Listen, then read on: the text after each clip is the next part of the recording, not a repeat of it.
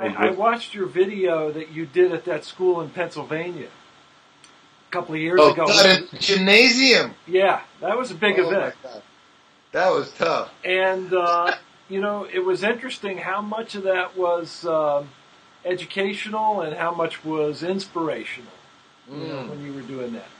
Well, probably not a lot on educational and maybe a little more on the inspirational, but that was really fun. And that was tough though. That was just like, school assembly or something. They just set me up, but playing with that percussionist was really fun. Oh yeah, that was good. And he was really cool. He was more educational. Yeah. He knew what he was doing. Like they were ready. Yeah, he was great. And is there a concept that you try to get across when you're when it's just an audience of drummers and you're talking to them? Is there a special concept or idea that you try to get across more than any other? I'd say, which not like the Pennsylvania thing was not drummers. It was just high school students. So you tend to be a little more broader, so just to try to inspire them to pick up an instrument, any kind of instrument. Now, it doesn't necessarily have to be the drums, but just to inspire them to really want to get into music and want to just be involved and just expose them to that experience.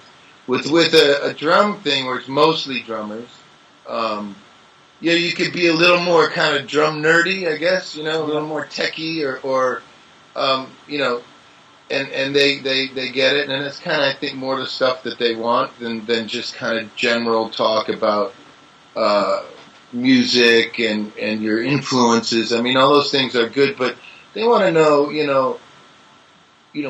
how do you come up with parts for the songs, and what does a good groove mean, and what's feel to you, and stuff like that. And they're pretty, they're pretty sharp most of the time.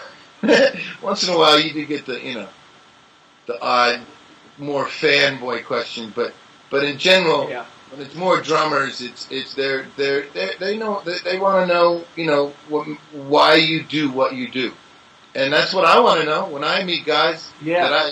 And certainly, I'm a drummer just like them. And if they're in a group, or they're not in a group, or they're starting a band, or they're playing with their friends, or they're playing in a club, or even if they're making records, they just want to. I'm doing the same thing they're doing. They just want to know, hey, you're in a successful band. Your band's been together for a long time. People like your group and seem to think that you're pretty good. And how do you do that? How do you maintain that? What's your, they'll ask questions like technique questions or warm up stuff or health or diet or exercise, all that stuff. And those are all good, valid questions, and I try to answer them as well as I can.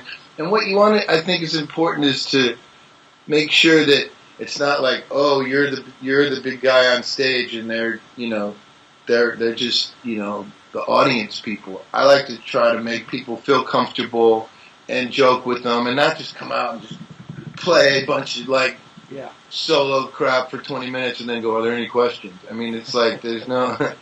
That's not my style at all. I also don't hand out, clave patterns and try to get people to, that's not my thing. So I just have to be myself and try to make it entertaining. It's somewhat educational, and I want them to go away with music is fun. Playing the drums is fun. Chad's having a good time. He loves what he does. He's passionate about music and drumming, and that's really what I want them to come away with.